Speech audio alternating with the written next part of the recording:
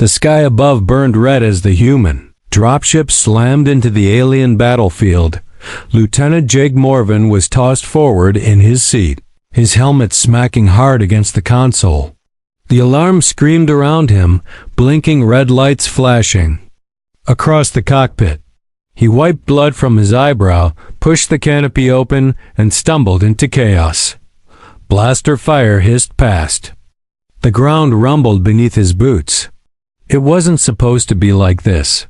This was a peace mission, a diplomatic escort. A quick link-up with the Varelian scientists and then out. No shooting. No war, but the war had found them anyway. Jake ducked behind a smoking crate as alien plasma bolts carved holes through the steel. Behind him, he heard someone screaming in Varelian tongue. "Get down!" He shouted, but he didn't even know if they understood English. A nearby explosion threw dust into the air. Out of it stumbled a Varelian girl, tall, lean, with glowing blue skin and eyes that shimmered like twin stars. She wore a neural interface helmet, identical to the kind used by human pilots. Jake blinked. She shouldn't be here. She looked directly at him. A second later, a plasma blast tore through the air, aimed right for her back. Jake didn't think. He dove forward, grabbed her by the arm, and pulled her behind cover. As he did, his own neural link still active from the mission brushed against hers. Just for a moment. Just for 1 second. But in that second, everything changed. Their minds touched. Jake felt a rush of pain, fear, and strange alien sorrow. Memories that weren't his flooded his mind, visions of a lost city, a dead sibling, strange music echoing across crystal halls. He gasped. Girl screamed and clutched her head. Her name whispered in his thoughts. Larray. She stared at him, her mouth open in shock. "You linked with me," she said, her voice clear in his mind. Not through words but feeling. The bond was done, and it was permanent. The shooting stopped suddenly, like the war had paused. Confused by what had just happened, Jake and Larray stared at each other, breathing heavily. The link still pulsed, faint but alive. He stood slowly, helping her up. "What just happened?" Jake muttered, unsure if he was talking to her or himself. "I felt your soul," Larray whispered. "I saw your earth, your pain, your courage." Jake blinked. "You saw all that in 1 second?" She nodded. "You saw me too." More than just seeing. He had felt her dreams, her regrets, her strength. It wasn't like anything he'd ever experienced. It wasn't romantic. It wasn't friendly. It was deeper. Their thoughts brushed again. Not words, just impressions, images, emotion. Jake looked down at his arm where he had grabbed her. Faint glowing lines now marked both their wrists, like vines wrapping up their skin. Proof of the link. They weren't strangers anymore. They were bonded. And that's when the second wave of attackers came, not from the Varelian side, not from the humans either. Another species. Hostile, unknown. Dozens of tall, armored figures marched out of the dust. Their faces were hidden by black helmets. Their weapons weren't plasma-based, they were something worse, something ancient. Jake raised his rifle. Larray lifted her hand, a shimmering energy ball forming in her palm. She looked surprised, like she didn't know she could do that. "I don't have powers," she said aloud. "You do now," Jake answered. "Maybe it's from me, or maybe it's the link." Then, without needing to speak again, they moved together. She launched energy blasts. He covered her flank with deadly aim. When one of the black armored aliens leapt toward Jake, Larray caught him midair with a telekinetic push. They fought like they had trained together for years, but they had met less than 5 minutes ago. And that was just the beginning. Larray's chest rose and fell fast as the last of the black armored enemies hit the ground. Unmoving, her hands shook. Jake's rifle clicked. Empty. Around them, smoke curled into the sky. The battlefield had gone quiet, no more plasma fire. No more footsteps. Just broken ground, wrecked metal, and the smell of burning fuel. Jake turned to her. Are you hurt?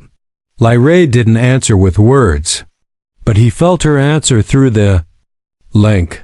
A wave of exhaustion, pain, confusion, but also a strong will. She was okay. I'm fine, she finally said softly. You? Jake nodded. Same. They stood in silence, staring at each other, both breathing hard, both unsure what to say. In truth, nothing needed to be said. The bond connected their feelings without speaking. It was strange, unnatural, but somehow comforting. Jake took a step back and looked at the glowing lines on his arm. This is permanent, isn't it? Lyrae swallowed. Yes. The neural bond wasn't made the usual way, but it formed. Deep. Jake looked up at the sky. Dropships were flying overhead, human ones. Reinforcements. He sighed in relief. Let's get out of here. Command needs to know what happened. Lyrae stepped beside him. And my people. They will not understand. They'll see you as a threat. Jake hesitated. Why? She looked down. Because you touched my mind, and that's forbiddance. The medical bay aboard the human carrier was cold and white. Jake sat shirtless on the edge of a table, doctor scanning his neural interface. Lyrae stood behind a transparent divider, being examined by Varelian medics in shimmering robes. They spoke in whispers, throwing glances at her. One of them looked at Jake with clear disapproval. I've never seen this kind of imprint before. The human medic muttered, running a scanner along Jake's spine. It's like, your neural pathways have rewritten themselves. Because of the bond? Jake asked. Because of her, the doctor said, lowering his voice. Whatever happened out there, it's not just tech. It's biological, emotional, even spiritual. Jake looked through the divider at Lyrae. She was staring back at him, unmoving. Her emotions floated gently into his mind: fear, sadness, but also trust. One of the alien medics turned to her and said something sharp in Varelian. Lyrae flinched, then turned away. Jake felt a sharp pain in his chest, but it wasn't his own. It was hers. Why are they angry with her? He asked the nearest officer. Because she broke an ancient rule, the officer replied. Varelians don't bond without full consent, training, and matching. Accidental bonds are seen as dangerous. Jake stood up. We didn't choose this, I know, but it won't matter to them. Later, Jake was escorted into a small meeting chamber. Lyrae was already there, standing at the center of a glowing circle. Her wrists were cuffed with smooth energy bands. She looked tired but proud. What's going on? Jake demanded. The human commander spoke first. Jake, you formed a link with an alien without proper protocol. This could cause a diplomatic incident. Lyrae's eyes flicked to him. Through the bond, Jake felt her say, Don't fight for me. It will only make this worse. But Jake clenched his fists. She saved my life. We saved each other. That's worth something. The Varelian envoy stepped forward. His face was long and pale, his voice cold. That is not our concern. She has broken sacred custom. The bond must be severed. Jake's stomach dropped. You mean, remove it? Lyrae gasped. You can't. The envoy cut her off. We must. The link was unclean. It defies the balance. Jake felt her panic through the link. He stepped forward. If you do that, you'll damage us both. The envoy raised an eyebrow. You would keep this bond even if it breaks your mind? Jake looked at Lyrae, then back at the envoy. Yes, there was a pause. Silence filled the room. Even the walls seemed to hold their breath. Then the envoy spoke. Then you will both be exiled. Jake stared at the envoy, stunned. Exiled? The word felt heavy in his chest. Lyra lowered her head, her breath shaking. She had feared this. He could feel her sorrow flowing through the bond, soft and bitter. She had known from the start that her people wouldn't forgive this. You can't be serious, Jake said, stepping forward. We didn't do anything wrong. We were under attack. We survived. The Varelian envoy's silver eyes narrowed. Surviving is not an excuse to break our laws. The bond was unauthorized. It must be severed or you must leave. The human commander stood beside Jake, unsure. Lieutenant, if you choose to, keep the bond. We won't be able to protect you, not from them. Jake looked at Lyra. He didn't know her, not truly. They had met less than a day ago, but through the bond. He did know her. He had felt her courage when she shielded him from enemy fire. He had tasted the ache of her losses, her sister lost in the ice storms, her people torn by war, and he had seen deep inside her a small flame that refused to die. He turned to the commander. I'm going with her. Lyra's eyes widened in surprise. Why? She whispered. Because no one should face exile alone, Jake said, and he meant it. 2 hours later, Jake and Lyra stood at the edge of the launch bay. A small transport ship was ready. Supplies, weapons, one pilot.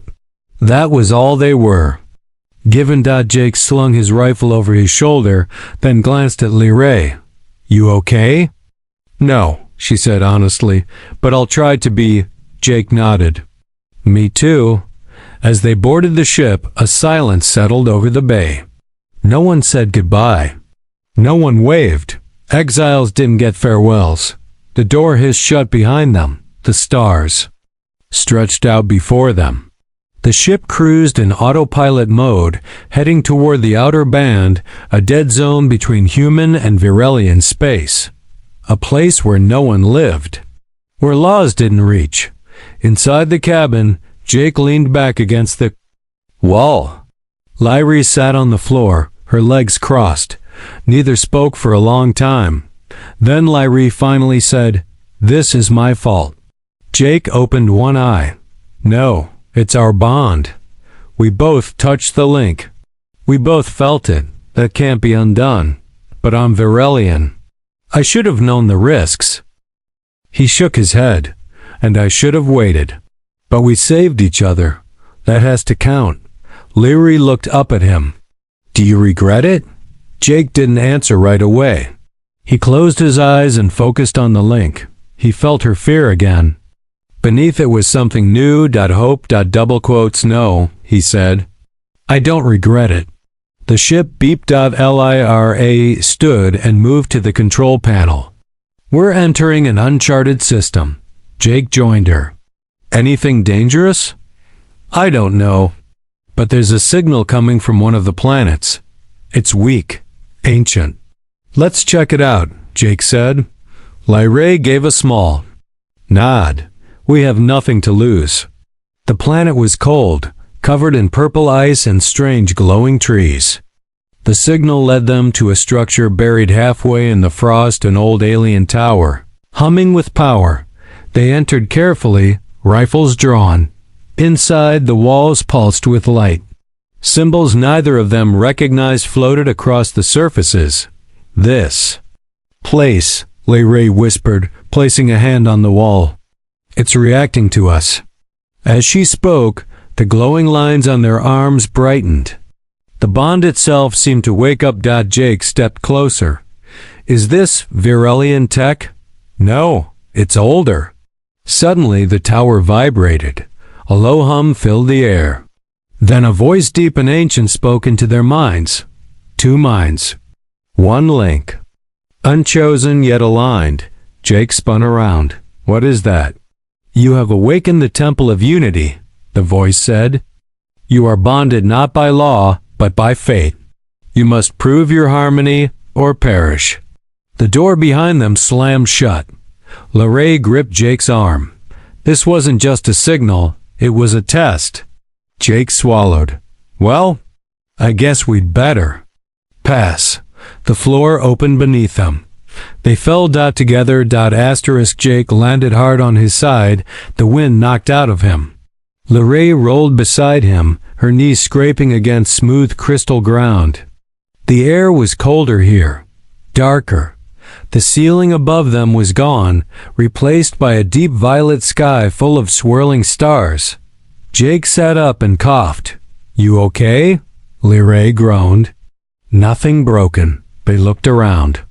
The room they were in was massive. Walls of glowing symbols stretched endlessly in all directions. The ground pulsed beneath their feet, like a heartbeat. Then the voice returned inside their heads, deep and echoing.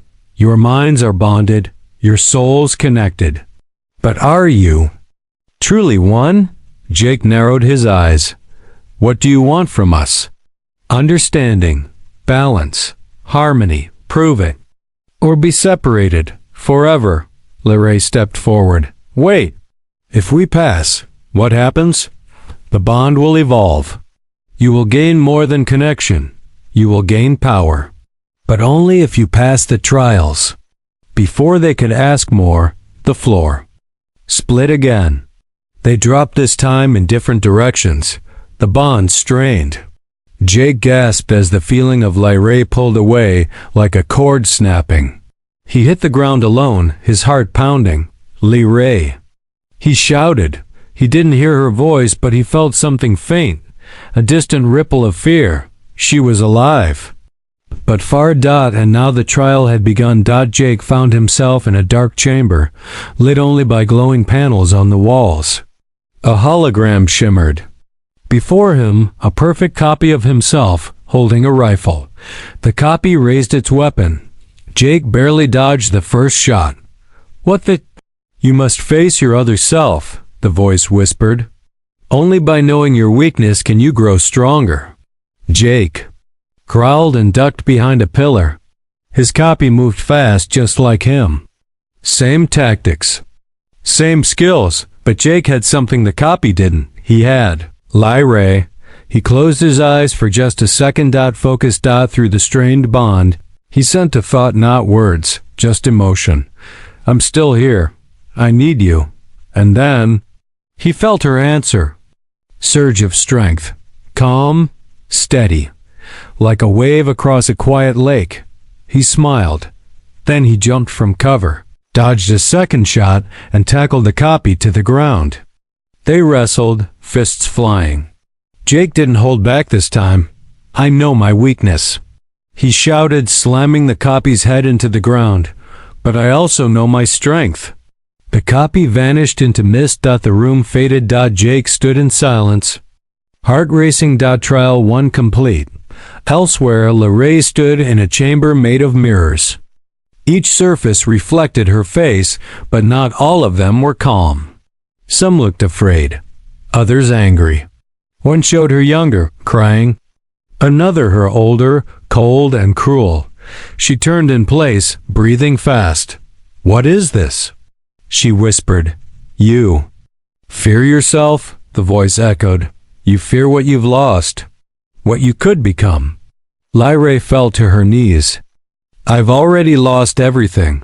My sister, my name, my people. Then why keep going? She closed her eyes.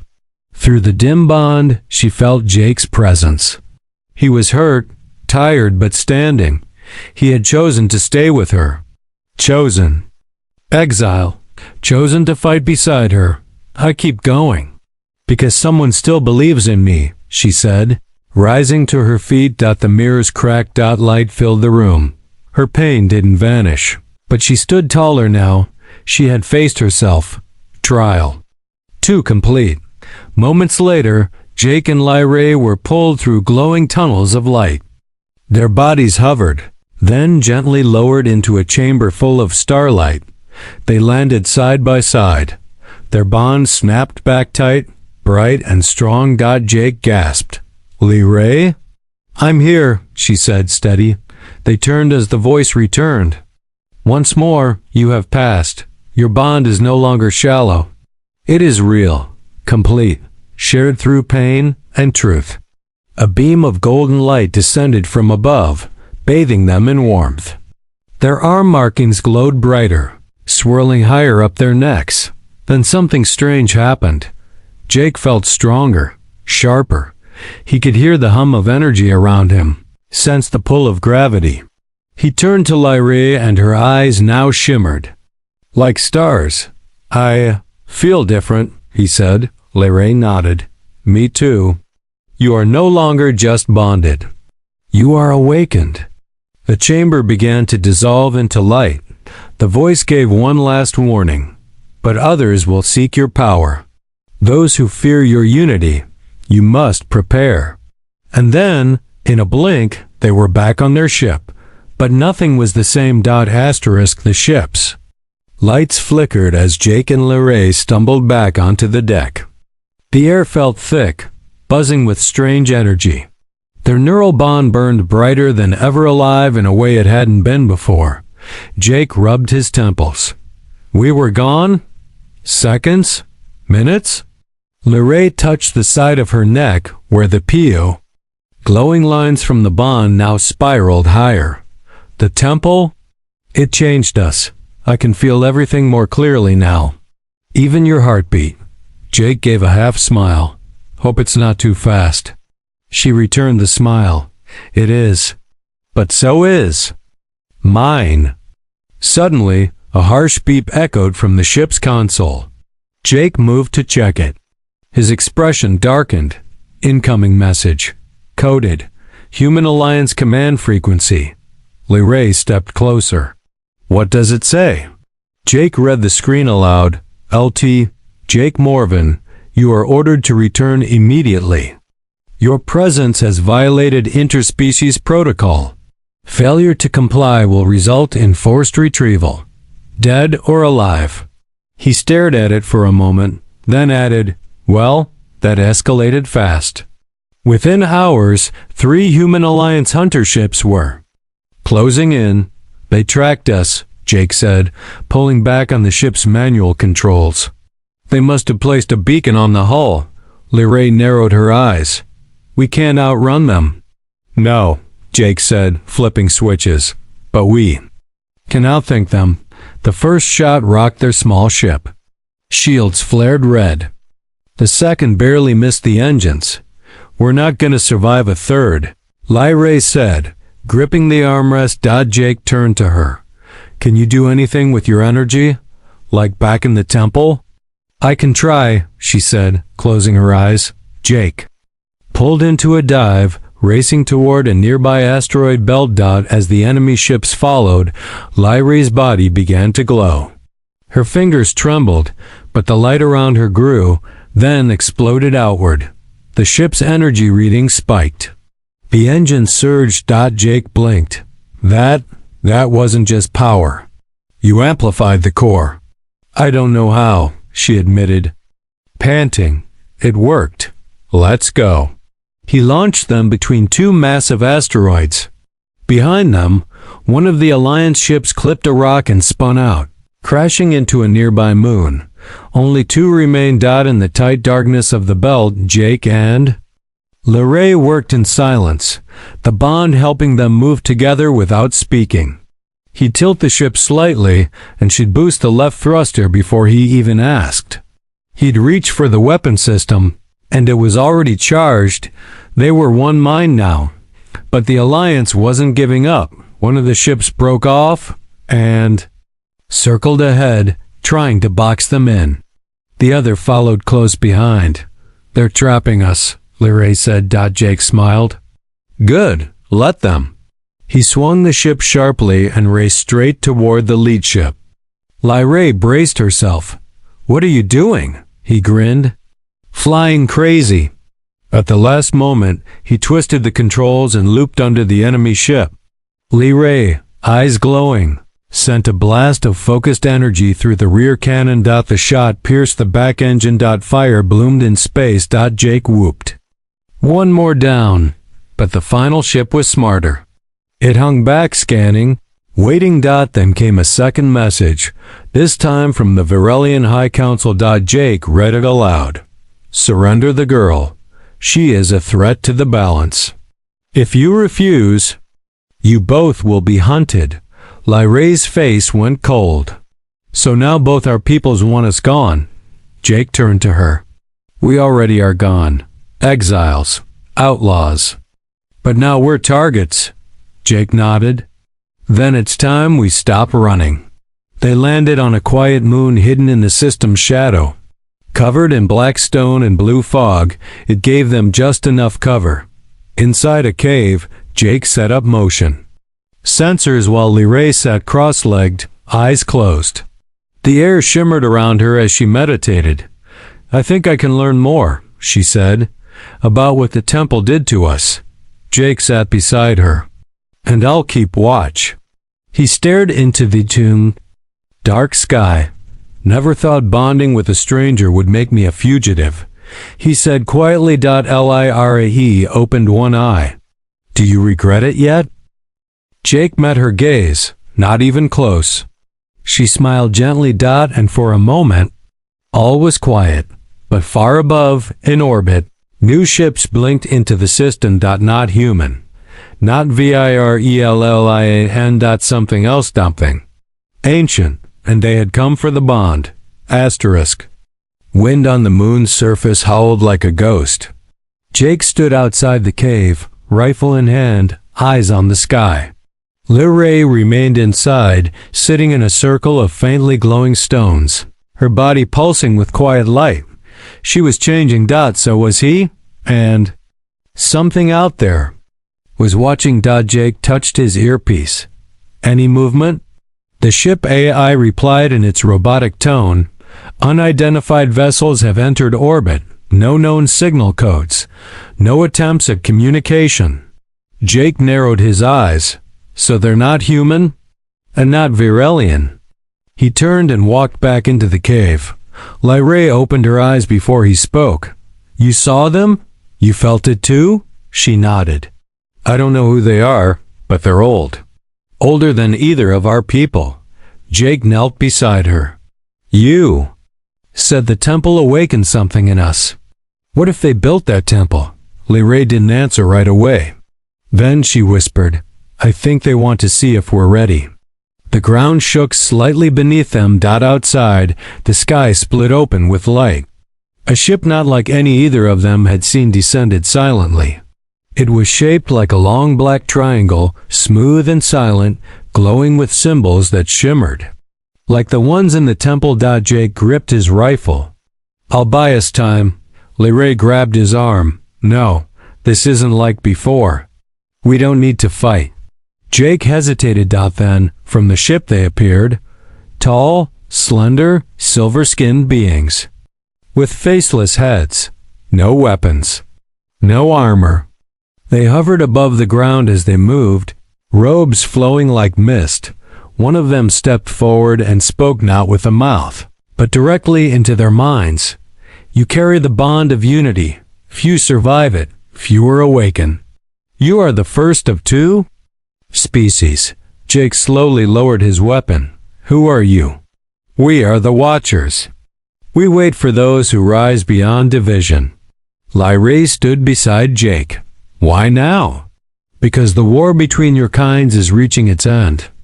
One side will destroy the other. Unless, the Watcher paused, unless you complete the bond and share it. Jake looked at Lyrae. What does that mean? The Watcher turned to Lyrae. You are the mind. He is the will. Together, you must show your worlds a new path. A path of unity. But to do so, you must face them. Lyrae frowned.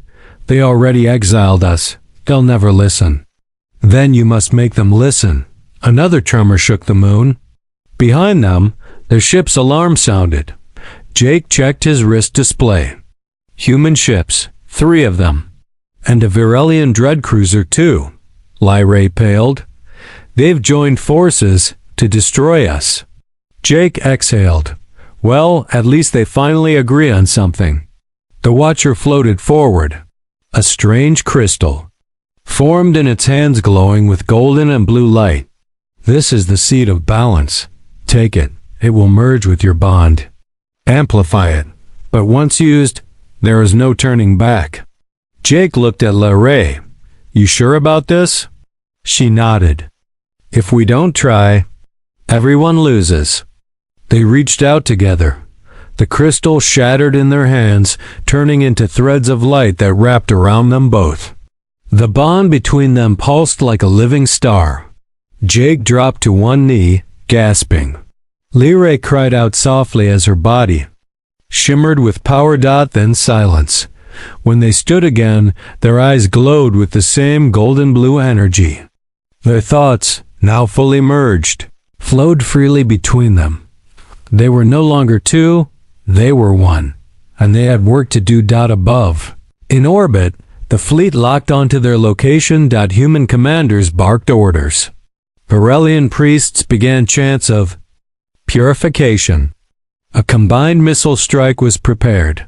The countdown began. 5, 4. Then a light brighter than any sun exploded from the moon. From that light rose Jake and Larray floating side by side, surrounded by waves of energy. Their voices spoke as one, amplified into every ship, every screen, every mind in orbit. We are bonded, human and Varelian, not enemies, not strangers. We are proof that unity is possible.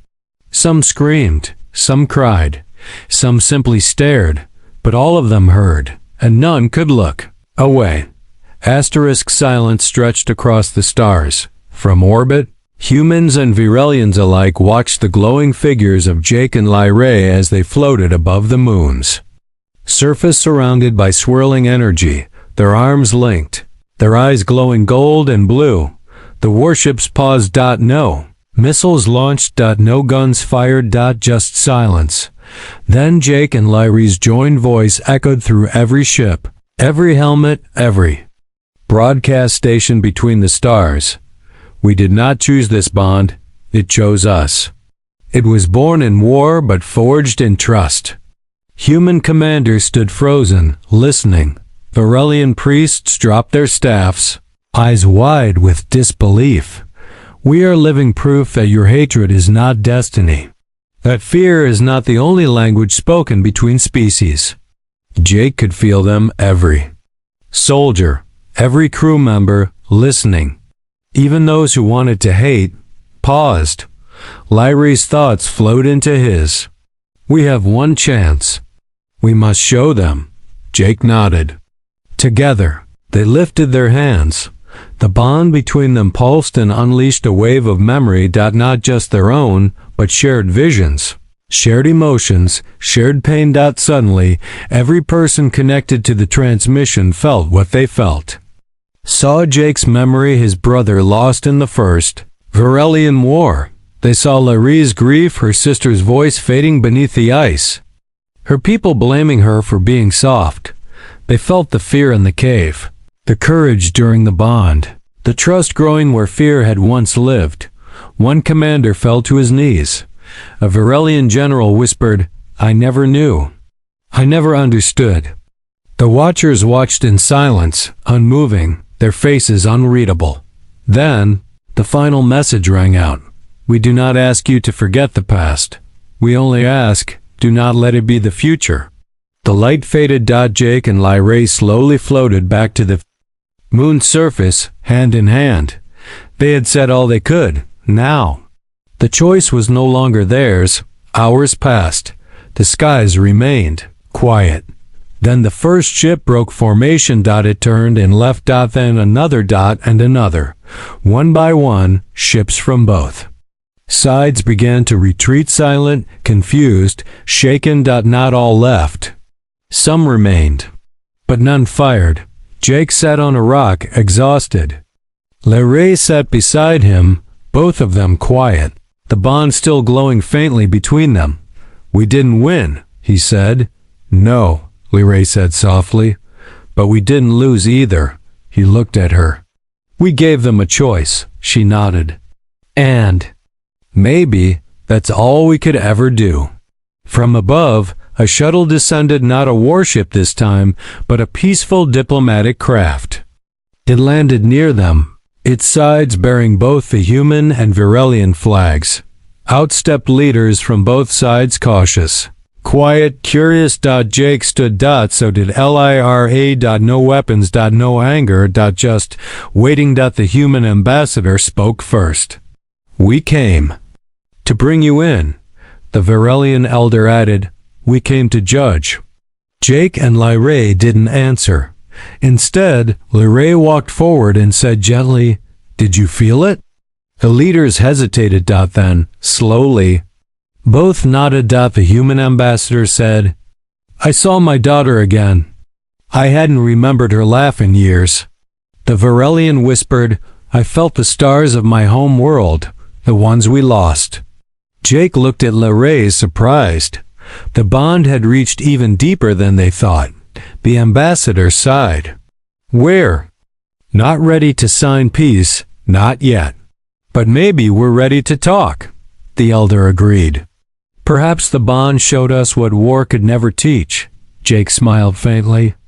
"Then that's enough for today." Weeks passed. The bond between Jake and Lyra remained, not just between them, but across the galaxy. Scholars studied the unity bond. Scientists tried to replicate it. Peace talks began slow and rough, but real. Jake and Lyra never returned to war. They became envoys, symbols, two exiles who had no flag, no army, but who had changed everything. Together. One day, as they stood looking out at the stars from Amanmazwarum, a peaceful colony, Jake asked quietly, "Do you ever wish we hadn't linked?" Lyra smiled. "No," she said, "because if we hadn't, we'd still be strangers." And Jake simply nodded. The bond pulsed softly. Not with power, but with peace.